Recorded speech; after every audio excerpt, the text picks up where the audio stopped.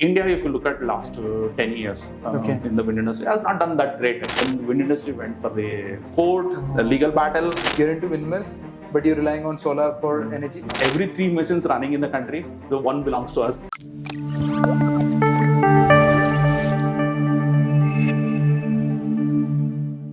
Hi everyone. Today we have a very interesting company. These days, wind energy is very trending, and we have the company that supplies to the top companies, top wind developers, top wind operators around the world. We have with us Synergy Green, and we have Mr. Srinivasan Reddy from Synergy Green, who is the executive director. So thank you very much for joining us, and thanks a lot for letting us come here to your office and shooting in your behalf. Thank you so much. Thank you, Sreeram. You're most welcome to have a discussion with us. Yes. So firstly, I really want to take this moment to understand where you came from and also appreciate your entire journey throughout this space. From what I understand, from what I've studied, is that you did your bachelor's and master's in engineering, after which you did master's from IIM Bangalore, executive MBA, which is a huge feat for anyone, in fact. And then you worked in Larsen & Toubro and ISJEC for nearly a decade and a half, and that too in foundry unit, meaning your profile has been very consistent, like forging and castings, especially when it comes to steel, and then developing in that role. Then you started this company, meaning you've been part of this company since its inception for the last 13 to 15 years, I believe. And that's where I want to start off with. Throughout this journey, you've seen the entire company from zero, where you are zero, to all the place where you are now. So how has been the journey? How difficult was it when you started? And how did you slowly increase capacity, slowly increase client base? Can you run us through that? See, my experience started with producing large size critical castings, and we are one of the early guys in India to start manufacturing this wind turbine castings, actually. And way back in 2000, when Suzlon was coming up for the first time, we were the guys initiated the development of these castings, actually. And we were also instrumental in making these critical castings successfully in India, because earlier someone like Enercon and all, they used to import these castings from Germany, actually. We got a lot of opportunity to do technical interactions with the various global experts, and we were early guys to initiate this manufacturing this casting section. During that period, of course, foundry is not a very uncommon thing. There are more than 5,000 foundries in the country, actually. There are a lot of big companies made an attempt to produce these castings, but many were not successful. If I have to quote, more than 15 companies tried to produce during that period for these castings. But the big challenge was the kind of technology it was demanding and the kind of the discipline it required to produce this casting. No one did not have. And of course, about the infrastructure, actually. So during my early days, when I was in L&D, so we could develop the castings for almost all the OEMs, actually, like Vestas or Gamesa and all, actually. Those are the biggest companies. Those are the biggest companies, If you look at today, including Synergy, every 3 machines running in the country, the one belongs to us. Means I have produced one casting out of the entire country, actually. So when we go... You go in anywhere in the country, if you see 3 machines, definitely one machine should be produced by us, casting supplied by us particularly, actually. So that is the kind of contributions what we have. So during 2010, we got an opportunity to associate with the Srinivasan brothers, the present Synergy Green management, actually, because we had a passion to become entrepreneur. This thing, that's the kind of journey we wanted to start. So with 15 years of corporate experience from L&D and the Simplex, then we joined, created a Synergy Green Industries in 2011, early 2011, and built this company, actually. One of the key themes while building up this company was to be a distinct differentiator from the market, actually. That was our main idea. So in this process, Synergy is the first company to adopt the fast loop molding line. Exactly, that's what I wanted to come to next, because you only mentioned that there are many foundries. So let's say an automobile company that is making components that goes into an IC vehicle. Okay, they convert pig iron to steel and they machine the products. So why can't they do the same item? Because from what I understand, there is no what do you say, like engineering involved in terms of machines or kind of very robotic or anything of that sort. It's just casting. But then, so what is it that really makes your company stand out from the rest? There is China, there are many companies in India. So what is unique? See, prior to wind industry, there is not much of demand for the large castings. Typically, if you look at the Indian companies for a large casting manufacturer, they are jobbing companies. Because when you come to the large castings, it is a small volume, large casting. This is how the demand used to be actually, no? All the infrastructure, whatever is just to manage the smaller volumes. This is how the Indian infrastructure is built actually, no? And we're talking about the majority of the casting which is produced, that is for the automobile industry. They are the major consumers of the casting, or particularly small casting. When you go to the small castings, there are high volume and it's quite easy to automate a smaller castings because of the size actually. No? So majority of the technology is taken away by the automation. So many of the foundry mines come forward and it's quite reasonably simple to produce smaller castings. When it comes to the wind castings, the larger castings, the challenge is not about melting a pig iron or steel or producing a grade. A more important thing is the handling. So typically in our foundry, if you look at, we produce casting up to 30 tons. 30 tons. 30 tons single piece. Okay. In that 30 tons, if I have to produce, I need a system more than 200 tons before I produce a 30 ton casting, because there is a molds and the mold boxes and all put together. And handling is not an easy job. Every minute you need to handle for every single casting 100 to 200 tons of the weights you need to keep on handling. You know, this is the biggest challenge. Apart from this, China enjoyed a lot of volumes actually. No, so there are a lot of foundries have come up in China during the early 2000 actually. No, so you have two challenges for Indian foundries. One is you need to have a better infrastructure because typically India was a low volume, large casting producer country actually, no. But now this new age industry is demanding for a large casting, large volumes. Which is more specialized. This is a different volume together actually, no. So that makes you need a different kind of infrastructure. Means conventional industries cannot come and compete actually. No? That is where synergy is instrumental. So we thought differently. How do you tackle this large volume with large size? So that is where it came into the fast loop molding line, where the technology we brought in actually. No, this is our idea initially. We built in Kolhapur with the European the manufacturer support. We built this the system actually. No, that helped us in handling the higher volume more efficiently. The second thing is India, if you look at last 10 years in the wind industry, has not done that great actually. No, compared to the China, when I say. Wait, why is that? Is it because of government? I remember that they bought reverse auction. That could be one. Suzlon, they faced a lot of challenges during the last 10 years. Now they're recovering. See, wind industry, from the day one, everybody knew that this is a new age industry actually. No, there is a lot of demand. We must go to the renewable. There is no second thought about it. But there are a lot of challenges and constraints in the country. Initially, industry was given with the financial support in terms of the depreciation benefit, accelerated depreciation, and also gender-based incentive. All those things were there actually, not just to support in the initial takeoff actually. No, but the problem doesn't end with just giving some subsidies. You need to overcome on the ground actually. No, like grid infrastructure was missing, land policies were not good enough, and enforcement of this thing, renewable purchase obligation policy, whatever, they were not watertight actually. No, so this made the industry was struggling. See, unless there is a consistently good volumes are not built, it's quite challenging to survive any industry actually. No, absolutely. So that's where India was lagging in the last 10 years. But last a year or so actually, I'm talking. India has come out with a lot of policy changes. Soon after, India declared the net zero target by 2070. That is pushing towards this green energy. No, now coming back to your reverse bidding, that what you mentioned. In fact, from 2010 to 2016. Growth was been very decent actually. No, even in 2016 itself, we did almost 5.6 gigawatt kind of installation. Okay. Even after 2016 to today, we're in 2023, 7 years down the line. you know what is the kind of transformation has happened in the India for every business in the country, actually, no? Absolutely. But wind has gone south during that period. Means this is the only industry, in spite of being such a advanced need of the hour and everything, so just we're barely doing a 2 gigawatt, 1.5 gigawatt. This was the struggle, you know. So the major challenges what India has faced is one is a reverse bidding introduction in 2016-17.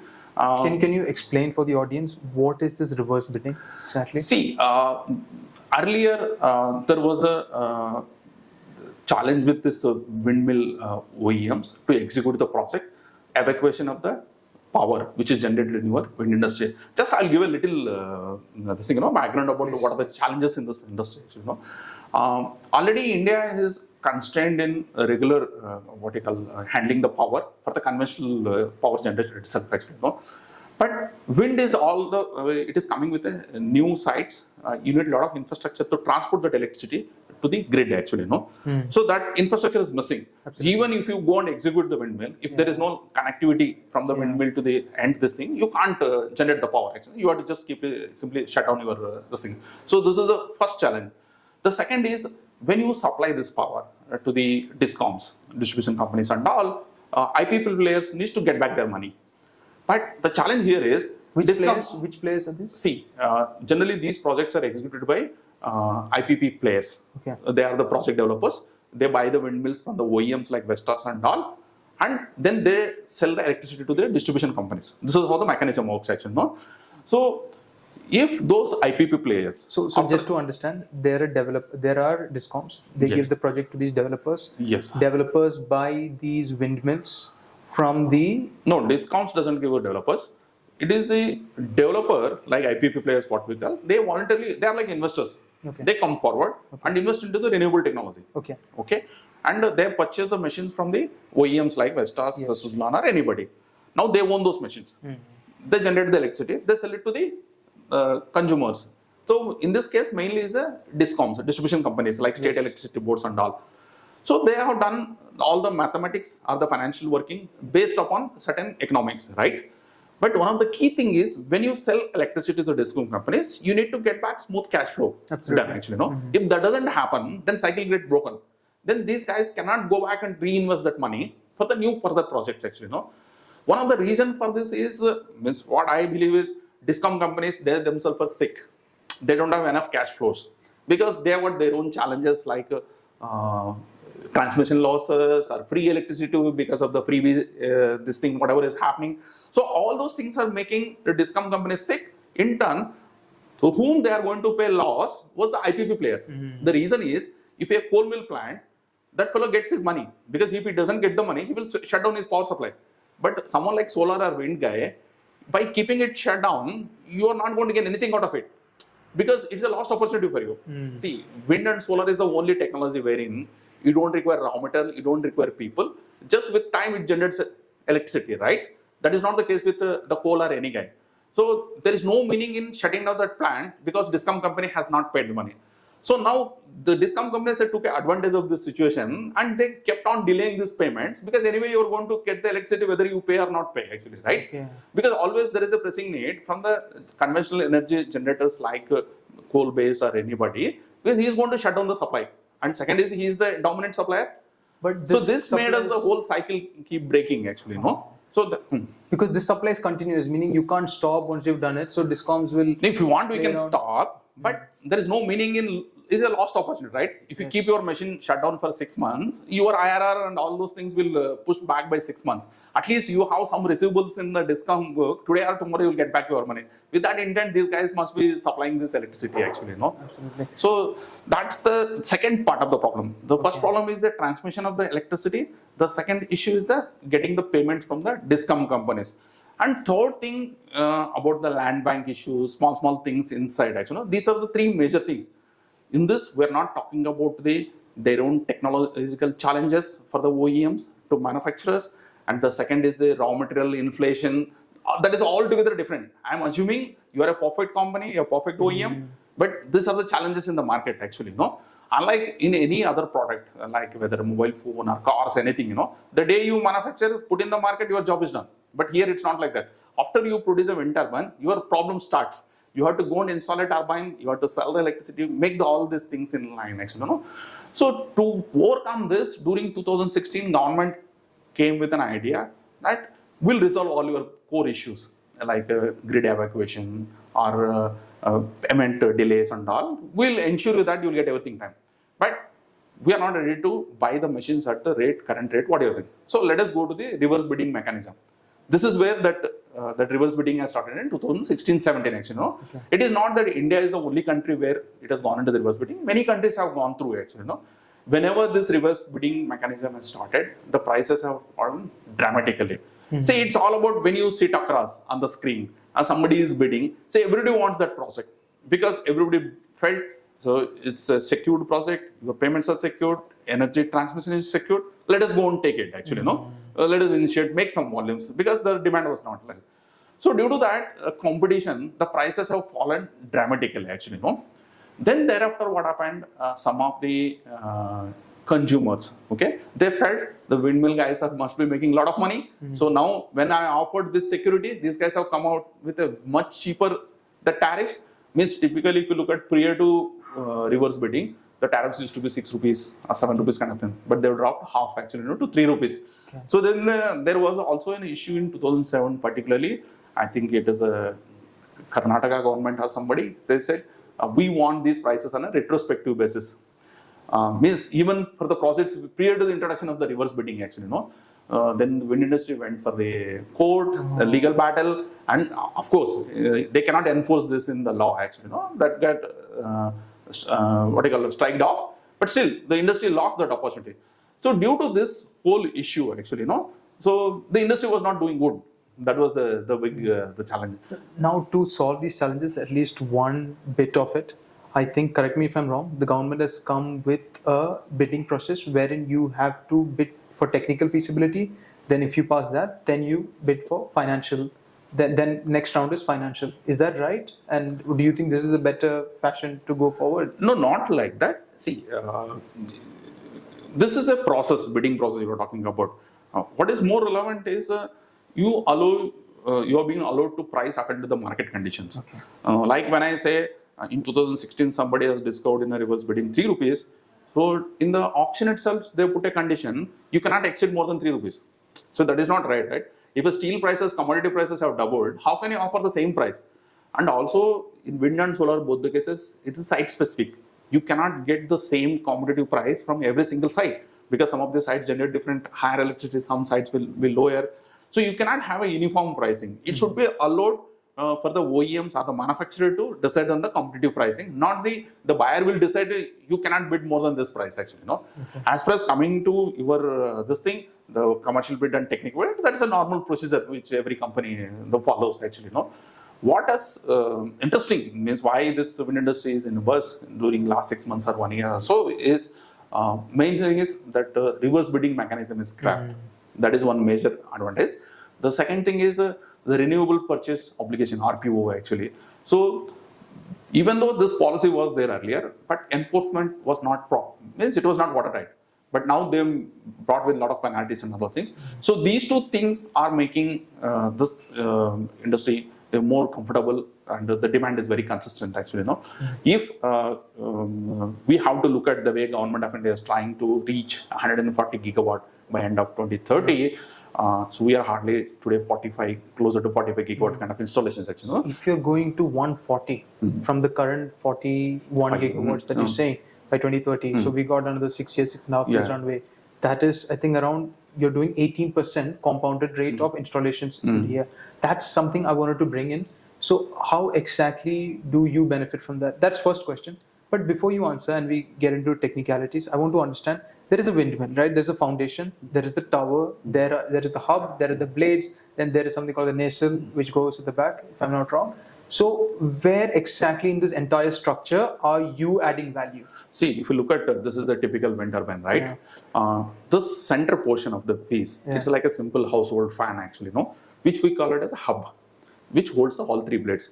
This is a casting which we manufacture. Okay. The center, the hub portion, which holds all the blades, that is a casting. Okay. The second is the frame, which is like a chassis in our car. Okay. which holds all the parts in the car, right? Okay. So we make the main frame for this entire turbine, where the entire turbine and components are assembled. Actually, these are the two major components for the wind turbine. Actually, Okay. Now, just to pause you there, is that the 30 metric ton item you were mentioning earlier? Okay. yeah. So in this, what happens when you go to the higher megawatt class turbines, like 5 megawatt or 6 megawatt, the casting weight of hub will go up to 30 tons. Even for mainframe also 25 to 30 metric ton. So typically for a 2 megawatt turbine, we need about 20-25 tons of castings. Means on a thumb rule basis, about 12 ton per megawatt. This is the kind of the casting demand for the wind industry actually. No, so we produce almost all the castings consumed in this turbine. Wow. Okay. Okay. And that houses, let's say, the gearbox, the generator. Yes, we produce all gearbox castings and also this thing. Today, our gearbox contribution is slightly lesser. Is because gearbox castings are slightly smaller in nature. Actually, you need a different infrastructure. Even though our 10 to 15% of our product mix is from the gearbox, because we wanted to have our presence in all the product section. Going forward, our growth will be driven from the wind industry, and also we can grow very significantly in the gearbox section. There is a good demand today. More than 90% of the castings for the gearbox industry is imported actually. So we feel there is a huge potential from the gearbox as well. So now, completely switching the topic, I want to include solar as well into this equation. What we're talking about. Look, when we consider wind energy, solar energy, hydroelectricity as renewable forms of energy. Because why? When we produce electricity from these sources, there is no carbon dioxide emissions, or even if there is much minute compared to coal powered plant. Okay. But then manufacturing these, for example, I said the foundation, which requires concrete, the tower, which requires a lot of steel, and even the blades requires a lot of fiberglass, carbon fiber, etc. And manufacturing steel itself requires emitting a lot of carbon dioxide, right? So essentially what I understand is that we are front loading the CO2 emissions that will be essentially but saved later in the future. So I just looked at some of the numbers.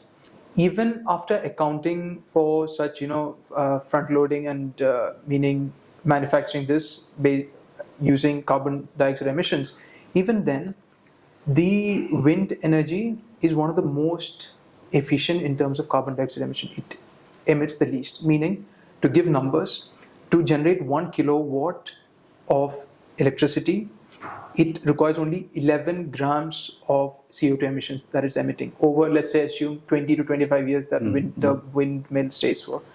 And for solar, it is slightly higher. But compared to coal, it is 1,000 grams of CO2 emissions per kilowatt hour. What I want to ask you is that the government, it is focusing on solar as well as wind. But why is one not more efficient than the other? Even if it is more efficient, why doesn't the government just focus on that? For example, I'll put all my focus on solar, or I'll put all my focus on wind. Why is it not the case? See, I would like to just give a couple of clarification on these two technologies, right? Wind and solar. Yes. First thing is, if we want to produce electricity round the clock with solar alone, it's impossible. Because you can generate electricity for solar only in the daytime. What is the choice you have? The rest of all the energy you need to store somewhere and get back for the consumption actually. Cost of storage of electricity is 3 times the cost of the wind or solar. Okay. Like if it costs 6 crores or 5 crores per megawatt, the energy storage is 18 crores. Okay. So it is not economically viable to go for a storage option actually. Now let us come back, look much deeper into the both wind and solar technology. First thing is, these are two different technologies for sure. I compare these two things like railways and roads. Okay. The advantage with solar is like it can be as small as 100 kilowatt. It can be as big as 100 gigawatt. Means that is the kind of customers it can attract. Same thing is in the transport, right? One guy can hold a 2-ton truck. Another guy can hold a fleet of 200-ton truck. So that is the kind of thing. But so it attracts a lot of investors in the solar. One more interesting thing, actually, between wind and solar. Wind is an early technology. Means I'm talking, it's much older than the solar. And when renewable ministry was created, a lot of incentives were given for wind industry, actually, And at that time itself, wind was capable of generating electricity at 5 rupees or 6 rupees. But if you remember, solar used to cost around more than 20 rupees per unit. That is the kind of the cost it used to be. Solar was not at all attractive, actually, Then there are a lot of technology transformed in the solar industry. Actually, The prices have dropped very significantly during that last 10-15 years, and it has come at par with wind, actually. So that is one, actually. The second is the number of buyers in solar or the customers are much larger than the wind. That's why today you see a lot of buzz about the more demand on the solar side than the wind. But if I have to comment upon these two technologies, you cannot achieve net zero by solar alone. On the contrary, there has to be more than 50% contribution has to come from wind. Okay. Because wind is still today, in spite of such a technological transformation in solar, it is cheaper. The second thing is, let us look at the manufacturing of both wind and solar. Solar is a simple panel. So any technological evolution can change your cost structure. But wind, as you rightly said, it's fully loaded with a lot of equipment, towers, material, moving parts, and so on, right? It's the most expensive thing. But if you look at going forward as a life cycle, actually, 25 years, 30 years down the line, because everybody is becoming environmental conscious, there will be a big challenge in recycling the solar panel itself. Yes. And apart from, I am not putting about the space required for installing the solar panels, because for every megawatt of solar, you need more than 3.5-4 acres of land. Whereas even for a 5 megawatt turbine, you need a 1/4 of an acre. So at the end of the day, the land is scarce. So you don't have an infinite space, actually, And the second thing is, if you look at the PLF factor of the wind and solar gives hardly 15% kind of PLF. With the kind of technological development happening in the wind, today it has come to 35-40% kind of the PLF factors. And PLF means is a plant load factor, the amount of electricity generated for the rated capacity of the turbine, actually. Basically, capacity utilization. Capacity utilization is around 35-40%. Today, even if you go to the offshore, it is even 50% plus kind of for the wind farms. Wind farms, actually, Even though and just to come back, 15% for solar. 15% for solar, and that too it consumes 10 times the land. So one is the solar cannot generate electricity throughout the clock, around the clock. The second is the amount of land space is required much higher. Third is recycling of these panels after 25 years. Imagine you got a 200-300 gigawatt of solar panels installed all over the world, or in India itself, right? How do you recycle these panels? But when you look at the same wind turbine, probably if you buy today at a 5 crores a turbine, at the end of the 20-year cycle, 25 years, you may sell back this turbine more than 5 crores, scrap value. Okay.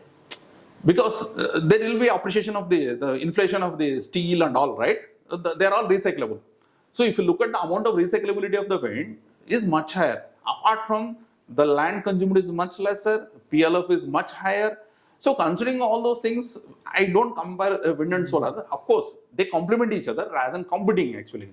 So this is the same analogy I was using, railways and roads. Because railways carry massive freight and all the goods more efficiently in much more. But at the same time, not too many people can own railways, right? But in case of roads or in the solar, wherein there are too many investors willing to own those small, big or various sizes which offers. In case of wind, it is not economical to go back to a smaller machine, 500 kilowatt, 1 kilowatt, actually, because today the technology is to go 5 megawatt and 6 megawatt. So typically, if you take a 5 megawatt turbine, may cost you closer to 25-30 crores kind of thing. Not too many players can come forward and invest such kind of big money, actually. So that is what is making a buzzword in the demand, the difference between the wind and the solar. Something very interesting you said earlier on about solar, that it requires a lot of space compared to wind. I was just checking the developed countries, okay, even some of the very developed regions of the world in the West. Let's take Japan. They are having space constraint and they do not get as much sunlight as other countries do. They are going into offshore wind. Okay, because I hear that firstly, like you earlier mentioned, the plant load factor, meaning the capacity utilization, if it is around 35% for onshore, it is around 48% for offshore first. And space, obviously, you can expand as much as you like, depending that you have capital to go. New York, New Jersey, these are regions that is going into offshore. Because where do you need energy? You need energy where people are there, where factories are there. So this is what's happening. And something very interesting that I came across, and it might be very basic, but correct me if I'm wrong. From like Indian consumers, Indian households in general, from 1 a.m. to 5 a.m., the consumption of electricity is very low. But then it rises from around from 4 a.m. It actually rises all the way to 12 p.m. and even the peak is from 7 p.m. to 8 p.m. Then it again reduces.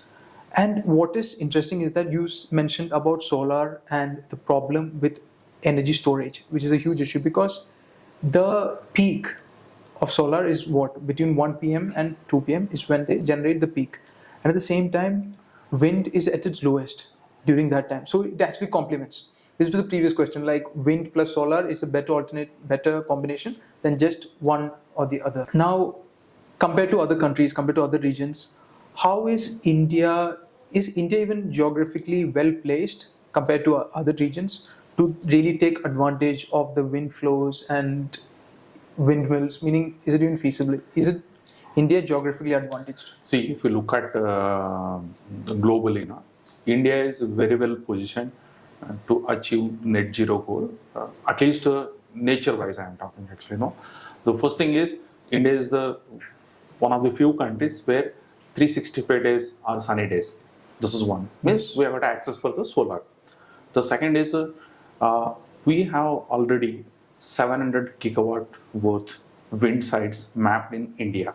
700 gigawatt. I'm and talking. current capacity you See, mentioned earlier is? when I say 10 years back, if you asked me the same question, at that time it was only 100 gigawatt. But today the technology is changing, and even with the low wind sites also, they're able to generate the electricity very efficiently with longer blades and a lot of technological transformation. Today that same 100 gigawatt has gone up to 700 gigawatt today. Tomorrow even it can go up much significantly. So on the one side we have got a 365 days sunny days. The second is already 700 gigawatt worth. This thing is mapped. Third most important thing is we are sitting with a 7,500 kilometers worth coastal. Okay, means we are accessible from the offshore from anywhere to in the country actually. Absolutely. So this is the third thing actually. So if I add up all together, and I believe there is going to be a fast transfer in the battery storage as well, because there are a lot of reserves are found in India for the battery and all. Because of electric vehicles and the technology is changing very fast. When you add up together actually, it's all about the technology to synchronize demand and the consumption cycle. It's as simple as this. So today the new concept is RTC, that is a round the clock electricity generation actually. The last I think this financial year only, government has auctioned for a 400 megawatt worth the round the clock cycle actually, which consists of without using any conventional energy, you need to generate electricity only from the renewable source, either wind, solar or the thing. So it can vary from place to place, somewhere maybe 50% wind, 30% solar, 20% battery, or somewhere even the other side, whichever is there. It may be side to side, things may vary, but at the end of the day, all three guys together are going to make this net zero goal actually.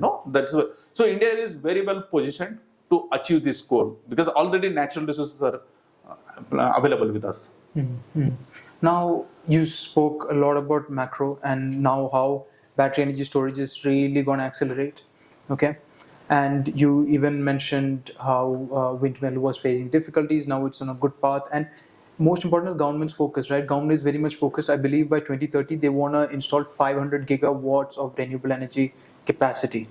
Okay, and currently I believe, if I'm not wrong, around 80 gigawatts that are currently Even capacity. more, I think. Because wind alone is 45, solar maybe even bigger number. Or 45, 50. It's closer to 100 gigawatt probably. 100 gigawatts, yes. So that's a huge 5x jump in the next 6 years.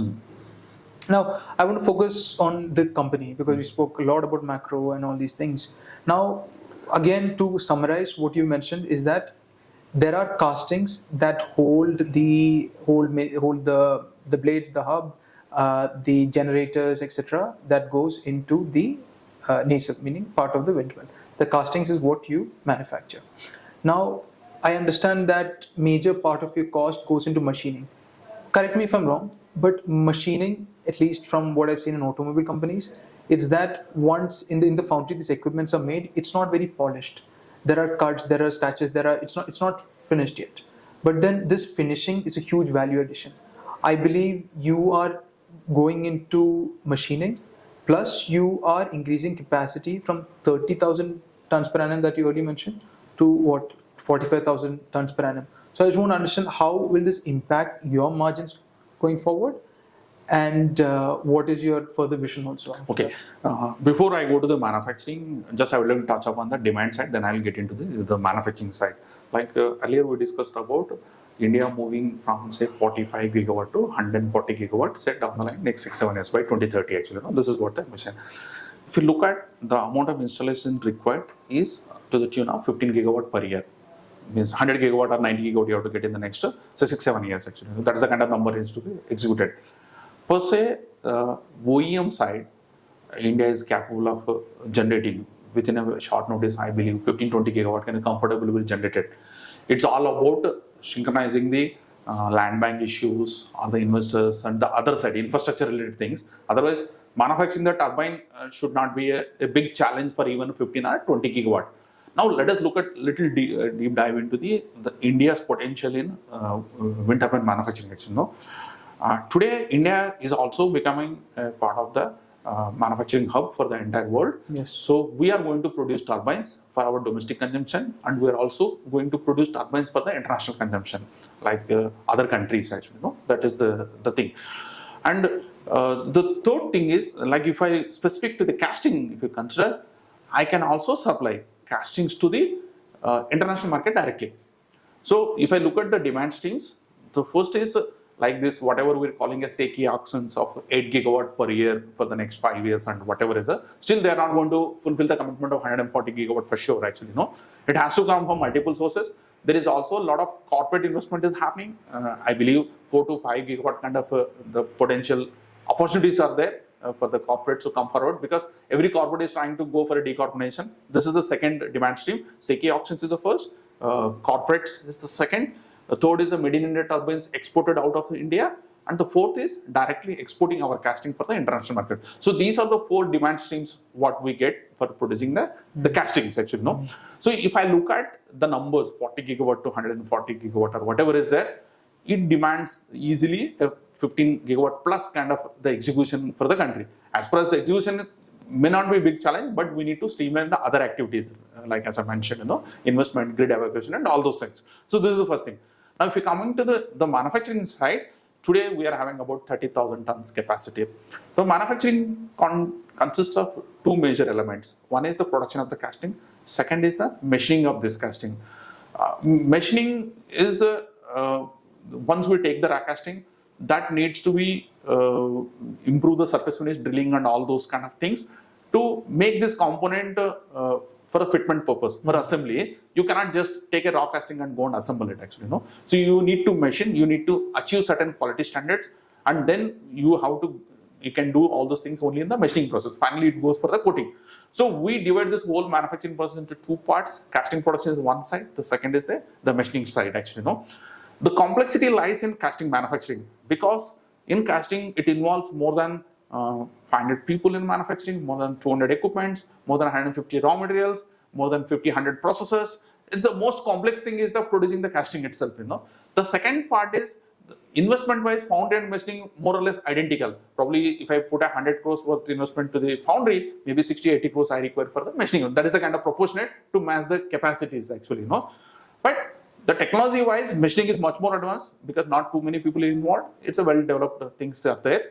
Now today we are 100% sourcing our machining activity from outside, because we focus main on the what you call critical area, and the casting production actually. So we mastered and we established our credentials, and we are supplying to almost all major OEMs in the world. So now our next focus is to get into the machining as well actually, so that it can also improve our cycle time and improve our margins as well actually. So our next leg of growth is into three major areas which we are thinking actually. No, of course we continue to do expansion in the foundry for sure because India growth is good, and we also wish to get some of the machining activities in house, so it can help us in improving our margins and also improve our supply capabilities actually. No, and third thing is we also would like to produce these castings in an environmental friendly way. Okay. So we also would like to go in a decarbonization actually. No, we are also committed to produce these castings in a greener way. So in that journey, this financial year, just about a month back, we have placed a 2 megawatt worth solar plant, which takes care of 10% of our energy consumption is being offset actually. No, going forward in the next 5-6 years, we'd like to go for 100% offset of our electricity consumed in producing these castings with the renewables. Okay. So this is our the plans actually. Okay. Now that actually defeats my point that I said that manufacturing this casting requires a lot of carbon dioxide, because if you're getting in from solar, then so we are also going to create demand for the renewables actually. No? And it is kind of counterintuitive, but I get it. The railways plus and roads analogy, that you're into windmills, but you're relying on solar for energy. But again, roads and railways. See, it doesn't matter whether I go to the renewables or at the end of the day, we are too small in this world to balancing the wind, solar or battery storage combination. There are much bigger players to sitting over there to how to synchronize these three technologies. Our consumption is very small with respect to the complete thing. So now, like, couple of last questions. You started 13 years ago. Now, what is your vision? Not revenue guidance, EBITDA margin, nothing of that sort. But what is your vision as a company for the next 10 years, let's say? See, I believe today the casting production wise, India is about 10% of the world, as against more than 40% is China actually. No, but there is a trend now. India is also catching up with of course, even though we call it the second largest casting producer in the world, but I call it distinct second. Means when 40 million tons are produced in China, we produce hardly 10 or 11 million tons actually. No, so there is a huge opportunity for the castings in India actually. No. We believe if we have a simple growth of 25-30% for the next 7-8 years or 10 years, we can become for sure at least 5% of the global consumption of the castings that what we can give in the renewables I'm talking. It is being forecasted that in the next 5 years down the line, current 80 to 100 gigawatt of annual installation of wind is going up to 160 gigawatt with a CAGR of 6% or some kind of projection it is given actually. No, that means it is going to create a demand for a 2 million tons of casting every year actually. No, okay. That is the kind of casting demand it's going to create. Okay. So we are and if you're doing 1 in 3, you will know. No, that is my because the earlier 1 in 3 were done because base was low. Yeah. But I'm talking, it is only restricted to India, not global actually. Okay. No? So we need to see how that equation it matches. But I'm looking at we want to be a sizable player. Today, probably 30-40% of the India's market share we'll have. So we'd like to maintain or even improve from wherever we are standing it today.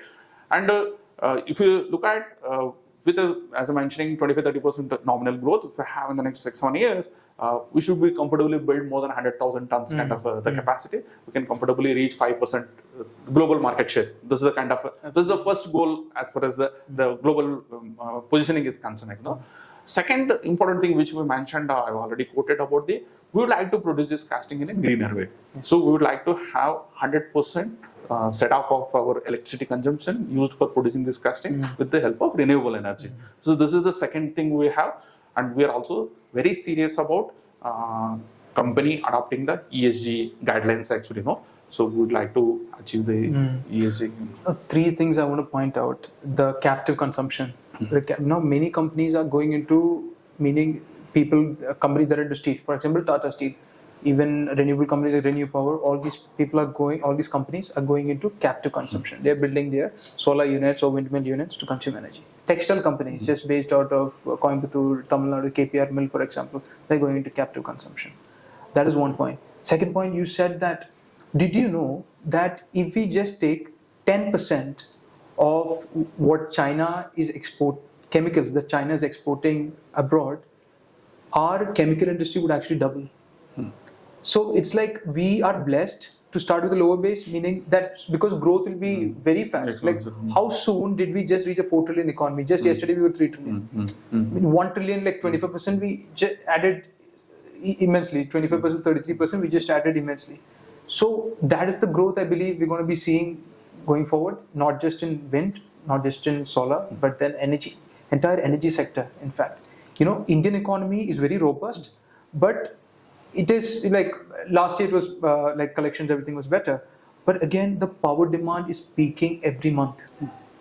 So it is in a very growth trajectory that this entire industry is growing, and that is one of the biggest reasons that we found Synergy Green as very interesting company, and we wanted to sit with you. See, the significant GDP contribution going forward to move from as the fifth largest economy to the second largest economy is going to come from the renewable as well, actually, because we are already sitting with a small base, so there is a big opportunity for us to contribute for the country's GDP, actually. Absolutely, absolutely. So this was a very thought-provoking and very insightful session that we had with you. Look, what we're trying to do is that we get interviews with such personalities as yourself, who knows in and out of that industry that you are in, very niche industry that you are in. We want to get that knowledge out to the audience. Okay, I appreciate you a lot for welcoming us to the office and your hospitality. Thank you so much, and I wish you the best personally and wish the best for the company as well. Thank you so much. Thank you, Srinath. Thanks for coming all the way down from Delhi and conducting this interactive session. It's quite interesting for me. So, wish you all the best. Thank you, sir. Thank you.